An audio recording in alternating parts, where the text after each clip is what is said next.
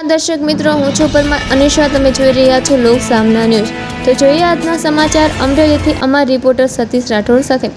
રાષ્ટ્રીય તમાકુ નિયંત્રણ કાર્યક્રમ અમરેલી જિલ્લાને રાજ્ય કક્ષાના પ્રતિષ્ઠિત ઓવરઓલ એક્સલન્સ એવોર્ડનું સન્માન. સ્મોક ફ્રી વિલેજની નેમ. જિલ્લાની 603 ગ્રામ પંચાયતો ખાતે ગ્રામસભામાં સત્તાવાર ઠરાવો પસાર કરવામાં આવ્યા. સમગ્ર વર્ષ દરમિયાન 50 જેટલી ફોકસ ગ્રુપ ડિસ્કશન શિબિરનું સફળ આયોજન. કુલ 1953 નાગરિકો સહભાગી બન્યા.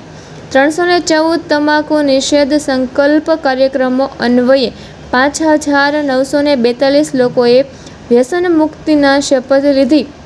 ગ્રામ્ય વિસ્તારના કુલ 18,000 લોકો ખાસ અભિયાનમાં જોડાયા. જિલ્લાના કુલ 2849 લોકોને તમાકુનું વ્યસન હંમેશા માટે ત્યજીને તંદુરસ્ત જીવન જીવવા માટે પ્રેરિત કરવામાં આવ્યા. તો ફરી મળીશું એક નવા સમાચાર સાથે. ત્યાં સુધી જોતા રહો લોક સામના ન્યૂઝ.